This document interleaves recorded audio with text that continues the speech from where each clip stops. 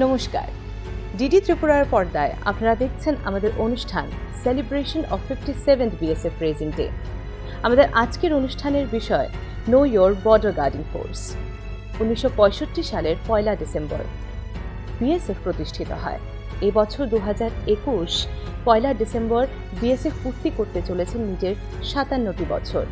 আমাদের সাথে আজকে স্টুডিওতে আছেন commandant of BSF 119 battalion Shri Ravinder Singh Chandel ji. Sir, आपका बहुत बहुत स्वागत है। नमस्कार जी, थैंक यू सो मच। जैसा कि हम जानते हैं सर कि बॉर्डर सिक्योरिटी फोर्स की सबसे बड़ी जिम्मेदारी होती है सीमा सुरक्षा की जिम्मेदारी, और पहले भी कुछ एपिसोड्स में हमने बॉर्डर सिक्योरिटी फोर्स की जिम्मेदारियों के बारे में बात की, लेकिन आज उनके कार्यशैली के बारे में हम विस्तार रूप से आपसे जानेंगे।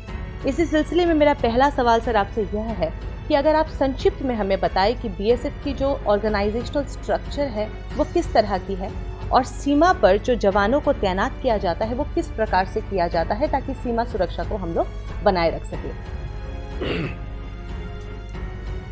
1947 में अंग्रेजों से आज़ादी मिलने के बाद दो नेशंस बने, भारत और पाकिस्तान। उस समय सीमाओं की रक्षा का जो जिम्मेवारी था वो स्टेट गवर्नमेंट्स का रहता था, जिसमें स्टेट रिजर्व पुलिस सीमाओं की रक्षा करती।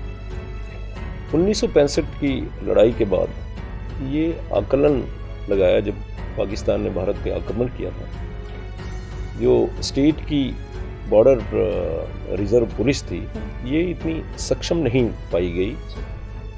उस समय ये महसूस किया गया कि कोई ऐसा बल जो सेंट्रल गवर्नमेंट के अधीन हो और युद्ध और शांति के समय भारत की सीमाओं की रक्षा करने में सक्षम हो। इसी सिलसिले में 1 दिसंबर 1965 में KF रुस्तम जी, जो प्रथम DGBSF बने, के नेतृत्व में एक बल का गठन किया गया। इस बल में तकरीबन 25 बटालियंस जो कि स्टेट आर्म्ड पुलिस से एकत्रित की गई थी, उससे सीमा सुरक्षा बल की शुरुआत हुई जी। बड़े छोटे समय में 56 ईयर्स के छोटा से अंतराल में सीमा सुरक्षा बल के बहादुर सैनिकों ने अपनी सर्वोच्च बलिदान देते हुए इस बल को नंबर 1 की कैटेगरी पे खड़ा किया, और जो सेंट्रल गवर्नमेंट के 5 सशस्त्र बल हैं उनमें से सीमा सुरक्षा बल भी एक सेंट्रल गवर्नमेंट ऑर्गेनाइजेशन है, जो पाकिस्तान के साथ पश्चिमी सीमाओं और बांग्लादेश के साथ पूर्वी सीमाओं पर देश की रक्षा करता है।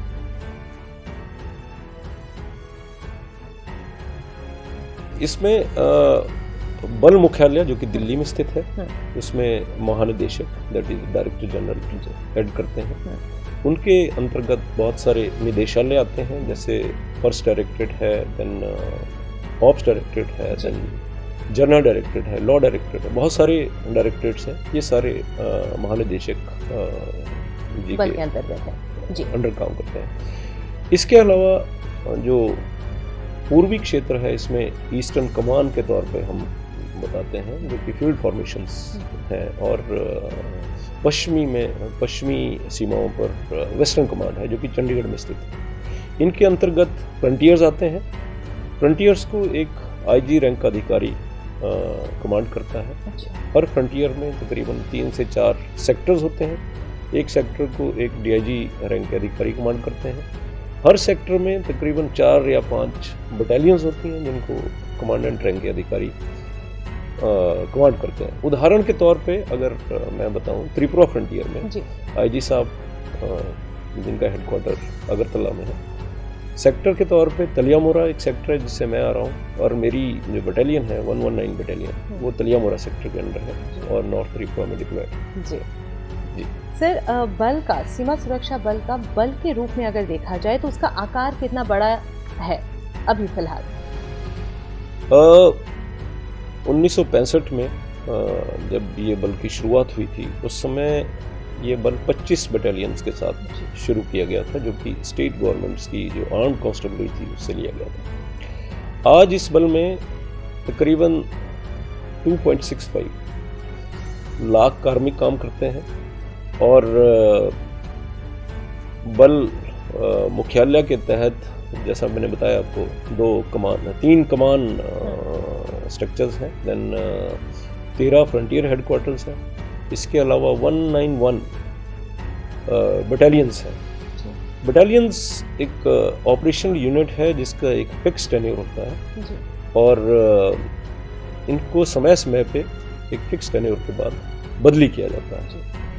सेक्टर हेडक्वार्टर, फ्रंटियर हेडक्वार्टर और कमान हेडक्वार्टर्स, ये स्टैटिक हेडक्वार्टर्स जो कि ओवरऑल सीमाओं की रक्षा की देखरेख करते हैं। जी सर, बीएसएफ की एक बहुत बड़ी रिस्पॉन्सिबिलिटी होती है देश की अखंडता को बनाए रखने की रिस्पॉन्सिबिलिटी। इसको आप लोग किस तरह से निभाते हैं, इसके बारे में अगर आप हमें कुछ बताएं। अगर मैं आपको सही में इसका आकलन बताऊं, सीमाओं की रक्षा के साथ साथ सीमा सुरक्षा बल का एक जो मैंडेट है वो सीमाओं की रक्षा करना है, लेकिन जैसे स्टेट गवर्नमेंट्स के रिक्वेशन पे, स्टेट गवर्नमेंट के बताने पे लॉ एंड ऑर्डर प्रॉब्लम्स भी होती हैं, तब भी सीमा सुरक्षा बल को बुलाया जाता है। ये इकलौता ऐसा बल है जिसके पास अपना एक एयर विंग है, वाटर विंग है और आर्टिलरी है। इसके अलावा प्राकृतिक आपदाओं से निपटने के लिए हमारे पास 3 NDRF बटालियंस भी हैं, जिनको national disaster relief fund. Bharat एक विषम प्राकृतिक वाला देश है, हाँ, तो उसमें कई प्रकार की समस्याएं हमारे सामने आती रहती हैं। इंटरनल सिक्योरिटी ड्यूटी एक बहुत बड़ा एस्पेक्ट है जहां हम लगातार डिप्लॉय होते हैं। सिंस ये भारत सरकार के गृह मंत्रालय के अधीन आता है सीमा सुरक्षा बल, तो गृह मंत्रालय की तरफ से कहीं भी हमें डिप्लॉय करने का आदेश मिलता है तो हम उस ड्यूटी को बखूबी निभाते हैं। और बड़े थोड़े समय में इस सीमा सुरक्षा बल ने अपने लिए कोई भी जगह, कोई भी कार्य का एक अपने लिए एक बहुत अच्छा चरितार्थ किया है। और जैसा कि हमारा मोटो है, अगर बंगाली में उसको कहें,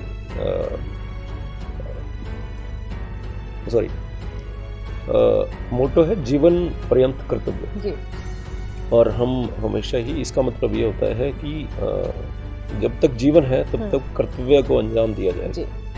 और हम उसमें खरे उतर रहे हैं। सीमाओं की रक्षा किस प्रकार की जाती है, ये आपने सवाल किया था। हम बॉर्डर पे, सीमाओं पे लीनियर फैशन में डिप्लॉय होते हैं और एक पंक्ति की तरह जीरो लाइन के साथ डिप्लॉय होते हैं और सीमा चौकियों की मदद से हम अपने कार्य को अंजाम देते हैं। हर जवान शिफ्ट ड्यूटीज में काम करते हैं, 24 घंटे 7 दिन, सुबह से लेकर शाम तक और शाम से लेकर फिर सुबह तक सीमाओं की निगरानी की जाती है और अपने देश की अखंडता को बनाए रखने में पूरा तत्पर रहते हैं जी।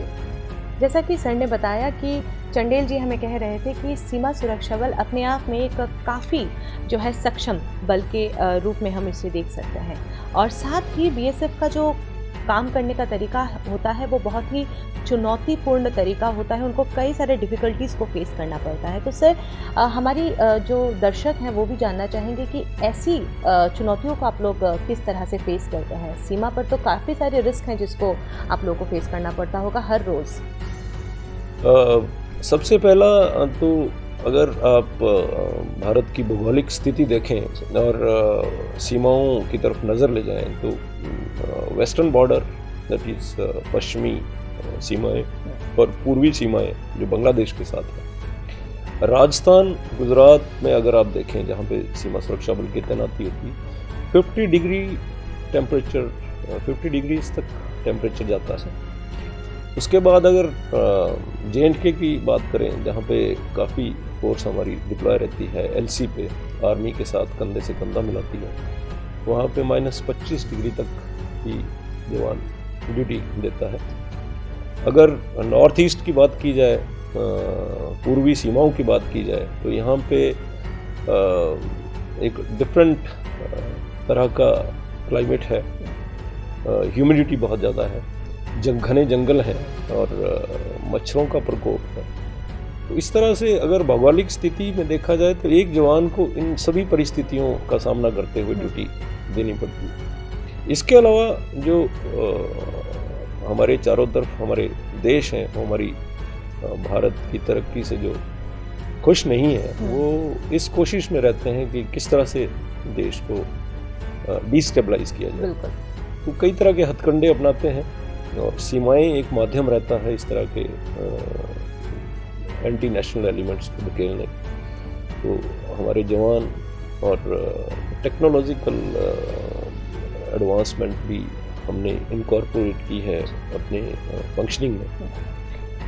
तो इन सब परिस्थितियों को देखते हुए हम लोग अपनी ड्यूटी करते हैं। इसमें सबसे जो महत्वपूर्ण होता है ये है हमारे जवानों का फिटनेस। वो कोई भी ऑब्स्टेकल, कोई भी तार, जैसे तारबंदी आपने देखी हुई होगी सीमा पर, वो तब तक सक्षम नहीं होती है जब तक उसको फिजिकली प्रोटेक्ट ना किया जाए। तो इसलिए जवान का और भी फिट होना और बहुत महत्वपूर्ण है, वो इम्पोर्टेंट फैक्टर है। जैसा कि मेरे दर्शकों ने सुना कि चाहे वो जम्मू कश्मीर की ठंड हो या फिर राजस्थान की गर्मी हो, हमारे जवानों को सीमा पर तैनात रहना पड़ता है और दिन रात इन विषम परिस्थितियों का सामना करना पड़ता है। अब तो एक नई परेशानी आ गई है सर, इसको डिसएडवांटेज भी कह सकते हैं या एडवांटेज भी कह सकते हैं, वो है टेक्नोलॉजिकल डेवलपमेंट। तो हमारे जो दुश्मन है वो भी टेक्नोलॉजिकली जो है काफ़ी एडवांस्ड है। तकनीकी जो उपकरण है उसका प्रयोग हम सीमा पर किस तरह से करते हैं, उससे हमें क्या क्या लाभ मिल पा रहा है। और साथ ही ये भी जानना चाहूँगी कि जैसे कि हमने बार बार इस बारे में बात की है कि इतनी डिफ़िकल्टीज़ जो है वो लोग फेस करते हैं, ऐसी परिस्थिति में हमारे जवान अपना मनोबल किस प्रकार से बनाए रखते हैं। अगर तकनीकी उपकरणों की बात की जाए तो जो एंटी नेशनल या एंटी सोशल एलिमेंट्स हैं जो किसी तरह से भारत को डिस्टेबलाइज करने की कोशिश करते हैं, वो आगे 2 कदम आगे सोचते हैं।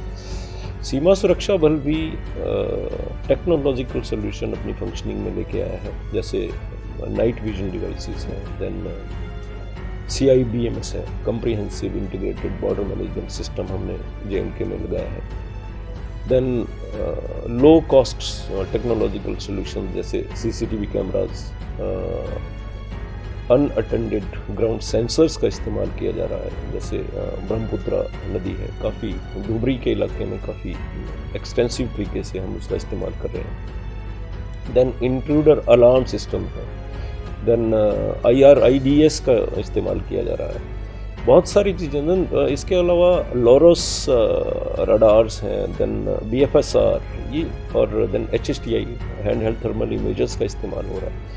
तो सीमा सुरक्षा बल भी टेक्नोलॉजिकली किसी भी हद तक अभी इन जैसे ड्रोन्स का इस्तेमाल, अब जो हमारे विरोधी देश हैं वो ड्रोन्स का इस्तेमाल ड्रग्स और वेपन्स के लिए इस हमारी धरती पे लाने की कोशिश कर रहे हैं। तो उनको डिटेक्ट करने के लिए और अर्ली वार्निंग के लिए उस ड्रोन का इस्तेमाल BSF भी कर रही है। और सर ऐसी परिस्थिति में जो हमारे जवान हैं वो अपना मनोबल कैसे बनाए रखते हैं?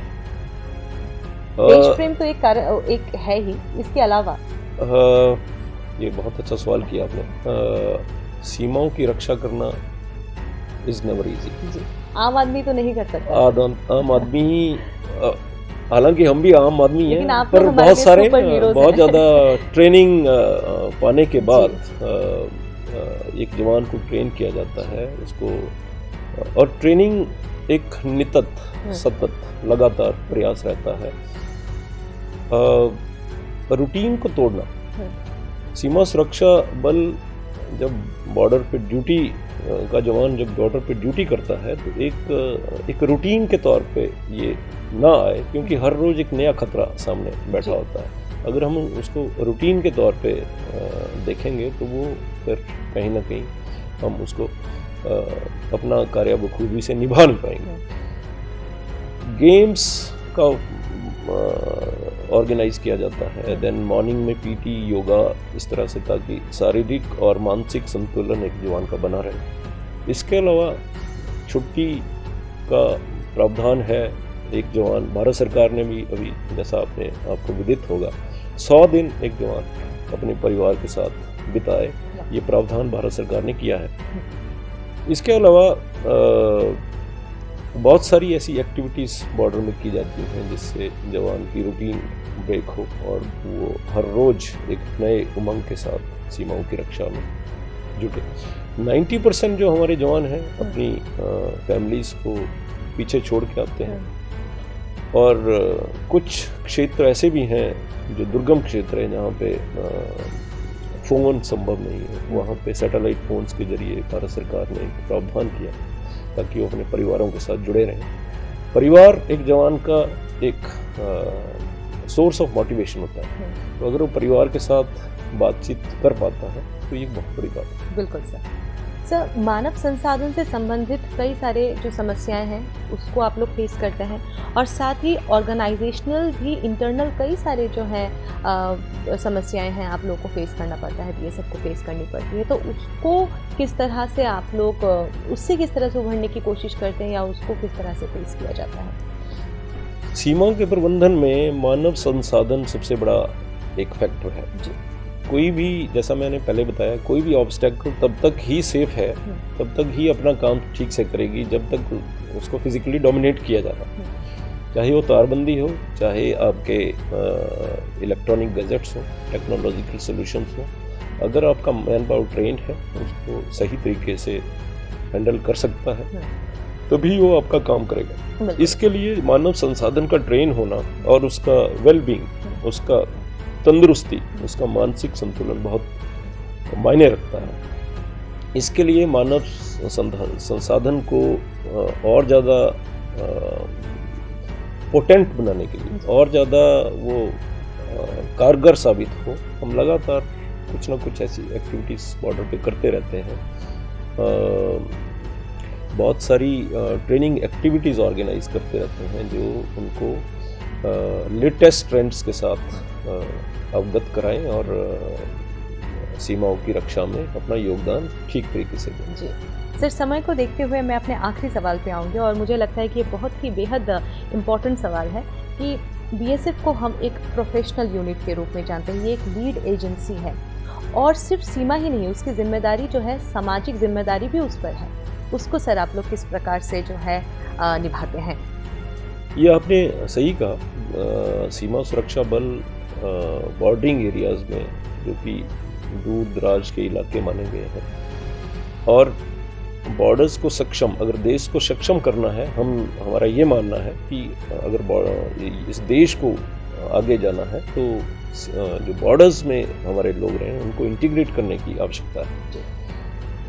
सीमा सुरक्षा बल जहाँ भी डिप्लॉय होता है, सबसे पहले तो बहुत सारे पेड़ लगाता है, पर्यावरण का ध्यान रखता है। इसके अलावा बहुत सारे कार्यक्रम, जैसे BADP का कार्यक्रम है, बॉर्डर एरिया डेवलपमेंट प्रोग्राम्स हैं सेंट्रल गवर्नमेंट के, जहाँ पे स्टेट गवर्नमेंट्स को एक स्पेशल फंड दिया जाता है, उसमें BSF की एक भागीदारी रहती है, और बॉर्डरिंग एरिया में क्या डेवलप कराया जाए, क्या चीज़ बनाई जाए, किन रोड्स को ठीक किया जाए, वो BSF एक पक्ष रखती है और स्टेट गवर्नमेंट से मिलकर उस कार्य को अंजाम करने की कोशिश करती है। इसके अलावा सिविक एक्शन प्रोग्राम है जिसमें BSF की जो बटालियंस हैं उनको कुछ भारत सरकार की तरफ से फंड दिया जाता है। ये फंड उन ज़रूरतमंद पंचायतों और स्कूलों में यूटिलाइज किया जाता है, और कुछ ना कुछ प्रोत्साहन के तौर पर, जैसे ताकि लोग पढ़ें, स्कूलों में आए, बच्चे खुश होके, तो इस तरह से किताबें, कॉपियाँ, स्पोर्ट्स, पंचायत के लिए कुछ प्रोग्राम, इस तरह का अनुदान भी देने की कोशिश की जाती है। इसके अलावा BSF जैसे कि लीड एजेंसी है बॉर्डर में, तो जो बॉर्डर में रहने वाली पॉपुलेशन है उनकी जो परेशानियाँ थी उनको भी हम स्टेट गवर्नमेंट तक पहुंचाने की कोशिश करते हैं और उसको एड्रेस करने की कोशिश करते हैं। जी सर, आपका तहे दिल से शुक्रिया अदा करूंगी कि आपने इतने खूबसूरती से, बखूबी आपने हर एक पॉइंट को हमें समझाते हुए हमारे दर्शकों को भी समझाने की कोशिश की कि सीमा पर जो है बॉर्डर सिक्योरिटी फोर्स किस तरह से तैनात रहती है और हमारे देश के लिए काम करती है। सर, आप यहाँ पे आए, अपना समय दिया, इसके लिए बहुत बहुत धन्यवाद। দর্শক বন্ধুরা, আশা করি আমাদের আজকের অনুষ্ঠান আপনাদের ভালো লেগেছে। আমরা আবারও কাল একই সময়ে অনুষ্ঠানটি নিয়ে ফিরে আসব, celebration of 57th BSF raising day. সবাই ভালো থাকবেন, সুস্থ থাকবেন। ধন্যবাদ। নমস্কার।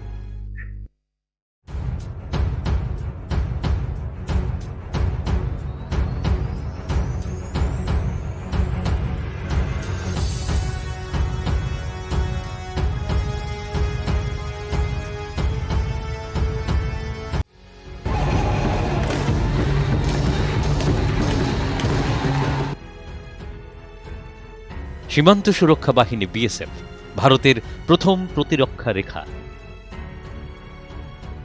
জন্মলগ্ন থেকেই ভারতীয় সীমান্ত নিরাপত্তার দায়িত্ব পালনের পাশাপাশি বিএসএফ যুদ্ধকালীন সময় হোক কি শান্তির পরিসর, নিজেদের বহুধা বিভক্ত দায়িত্ব পালনের মাধ্যমে সম্ভ্রমের জায়গায় অব্যাহত ধারায় অবস্থান করছে। নিজেদের দায়িত্ব পালনে সীমান্তবর্তী এলাকার মানুষের মনে নিরাপত্তার মূর্তিমান বলিষ্ঠ আশ্বাস হয়ে উঠেছে এই বাহিনী।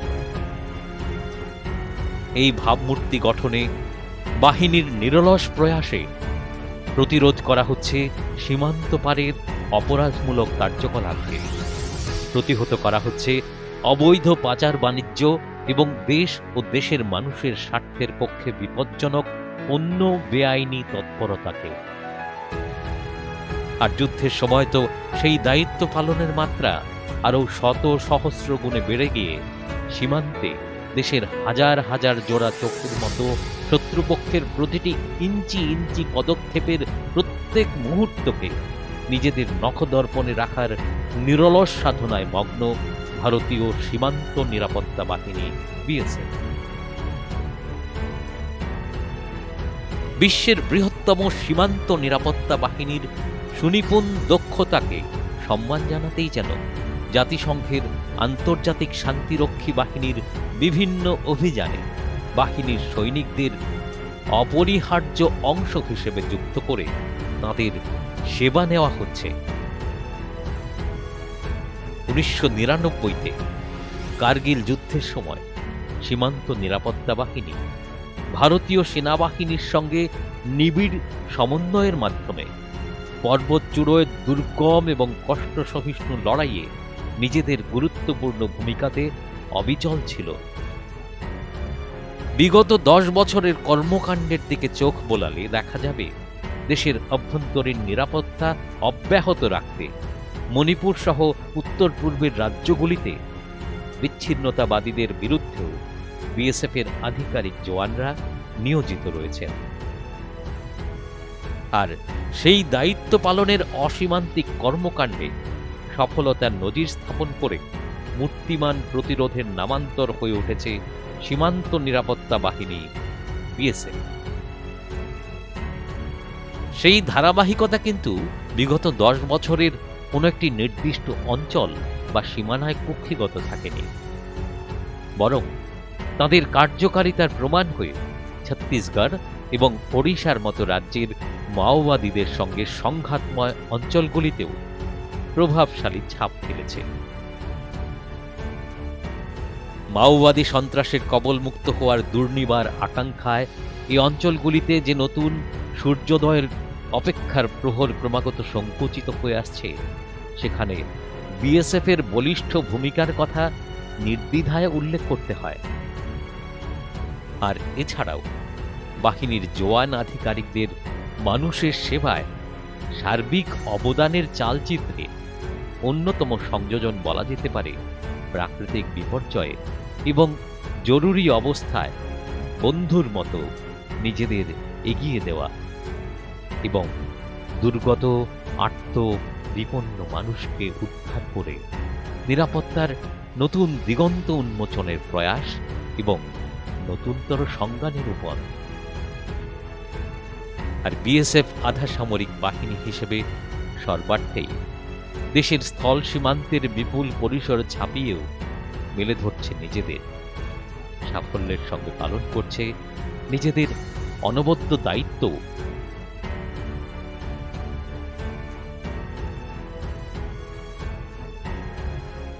सीमा सुरक्षा बल को दुनिया के सबसे बड़ी सीमा रक्षक बलों में शामिल होने का गौरव हासिल है। यह एकमात्र सीपीएमएफ है जिसके पास एक पूर्ण जल विंग, एयर विंग और यहाँ तक कि आर्टिलरी रेजिमेंट भी शामिल है।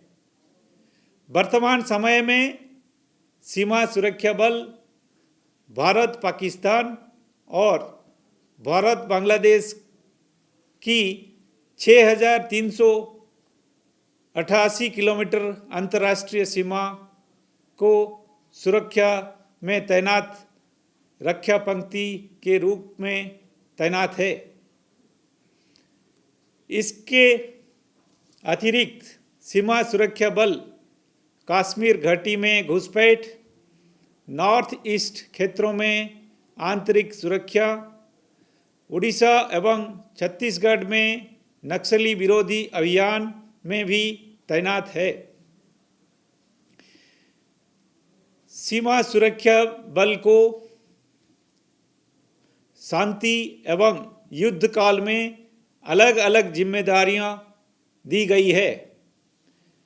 शांति काल में सीमा सुरक्षा बल सीमा क्षेत्रों में रहने वाले लोगों के बीच सुरक्षा की भावना के बढ़ावा देना, सीमा के आर पार अपराधी को रोकथाम तथा तस्करी एवं अन्य अवैध गतिविधियों को रोकना है।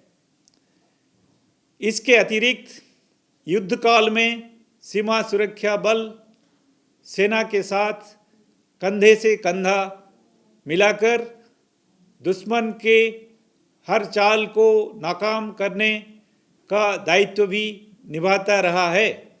इसके अलावा सीमा सुरक्षा बल और भी बहुत सारे दायित्वों का निर्वाह कर रहा है, जैसे कि प्रत्येक वर्ष यूनाइटेड नेशन का मिशन में अपने टुकड़ियां भेजकर अंतर्राष्ट्रीय शांति बहाली में अपना सहयोग करता है। वर्ष 1999 में कारगिल युद्ध के दौरान सीमा सुरक्षा बल पर्वतों के बीच चोटियों पर आर्मी के साथ सामंजस्य बैठाते हुए देश की सुरक्षा में महत्वपूर्ण भूमिका निभाई थी। सीमा सुरक्षा बल के कार्मिकों विगत 10 वर्षों में मणिपुर एवं अन्य नॉर्थ ईस्टर्न राज्यों में आंतरिक सुरक्षा ड्यूटी में भी तैनात है तथा इन क्षेत्रों में अलगाववाद की विरुद्ध सफलतापूर्वक कार्रवाई कर रहे हैं। सीमा सुरक्षा बल विगत 10 वर्षों से अधिक छत्तीसगढ़ एवं उड़ीसा में नक्सल विरोधी अभियान में भी तैनात है एवं यहाँ पे सफलतापूर्वक इन क्षेत्रों को नक्सलियों की गिरफ्त से आज़ाद किया जा रहा है। इसके अलावा आपातकाल एवं प्राकृतिक आपदाओं के समय में भी सीमा सुरक्षा बल अपनी महत्वपूर्ण भूमिका निभाती रही है।